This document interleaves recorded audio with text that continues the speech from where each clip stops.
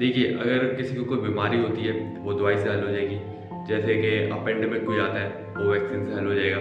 और अगर जैसे कोई जंग वगैरह होती है, तो वो बातचीत से या किसी लड़ाई के जैसे किसी भी तरह किसको हल कर सकते हैं। लेकिन ये जो भी सिनेरियो चल रहा है, जो जिस वक्त और जिस चीज़ का हमें अंदाज़ा भी नहीं है, वो बढ़ती जा रही है, वो है climate change. This is alarming situation in the world. To preserve the prospect of such a future, we need urgent action now.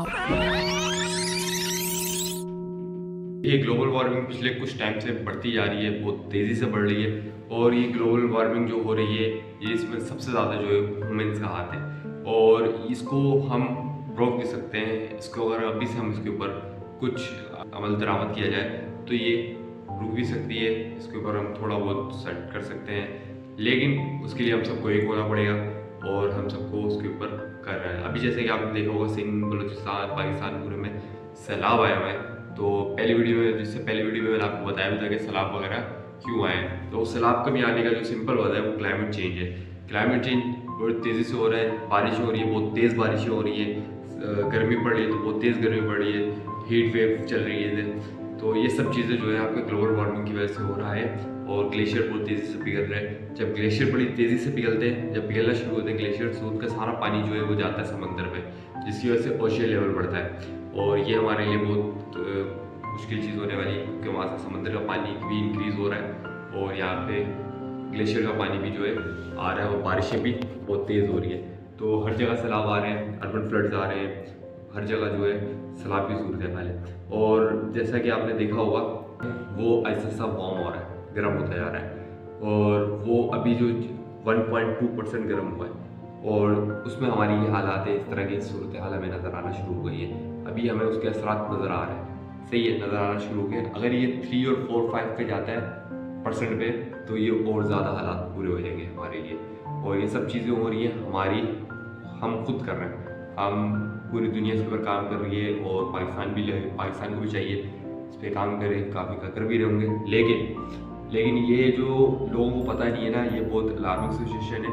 Aahista Aahista दुनिया जो है ख़त्म हो जाएगी बिल्कुल, क्योंकि हमारा अर्थ जो है बहुत गर्म होता जा रहा है, वो इतना गर्म होता जा रहा है। और एक टाइम आएगा वो बिल्कुल आग की तरह, आग का गोला बन जाएगा सूरज की तरह, अगर इसको ना रोका गया।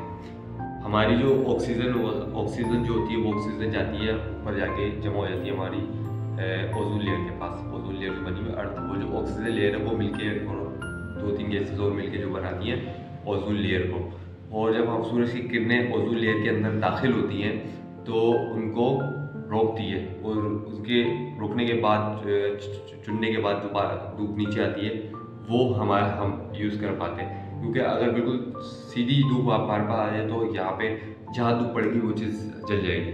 तो ये इतनी तेज़ है धूप की किरणें, तो उसको रोकती है ये। और अब आहिस्ता आहिस्ता ये डैमेज हो रही है, अब आपको धूप भी तेज़ हो रही है, जिसकी वजह से जो हमारा अर्थ है वो गर्म होता जा रहा है।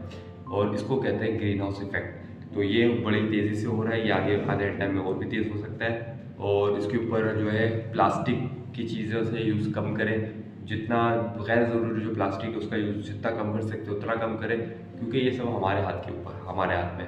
हमने ये चीज़ें फैलाई हैं और हमें इसको कंट्रोल करना पड़ेगा, तब ये जाके कंट्रोल होंगे। और दूसरा है हमारी जो फैक्ट्रीज़ वगैरह है, जिनका धुआं निकलता है, एयर पोल्यूशन जिससे होती है, वो बहुत ख़तरनाक है, उसका बहुत बड़ा इम्पैक्ट है। पाकिस्तान में तो इतनी फैक्ट्रीज नहीं है, इतना इम्पैक्ट नहीं है जितना बाहर पूरी दुनिया में हो रहा है इम्पैक्ट। उसकी वजह से कार्बन डाइऑक्साइड जो है वो फैल रहा है बहुत तेज़ी से। हमने दरख्त काट दिए, दरख्त बिल्कुल भी नहीं बचे, कुछ चंद दरख्त होंगे, और उसकी वजह से जो है कार्बन डाइऑक्साइड बहुत तेज़ फैल रहा है। दरख्त जो होते हैं कार्बन डाइऑक्साइड ऑब्जॉर्व करते हैं। अब वो दरख्त ही नहीं रहे तो कार्बन डाइऑक्साइड कहाँ जाएगा, वैसे घूमता रहेगा।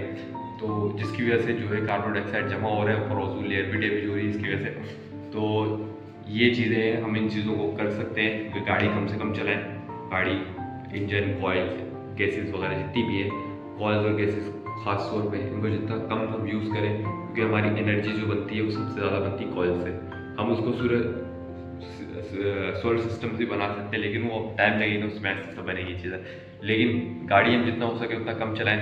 बाइक्स, कार, ये जितनी भी चीज़ें हैं, जनरेटर वगैरह, इससे जो है कार्बन डाइऑक्साइड प्रोड्यूस होता है। अगर इन चीज़ों को जितना कम कर सकते हैं उतना कम कर दें तो हमारे लिए काफ़ी बेहतर होगा। तो कोशिश करें जितना फालतू ना निकला जाए, थोड़ा पहले चलने की कोशिश करें ताकि जो है हम इन चीज़ों को रोक सकें।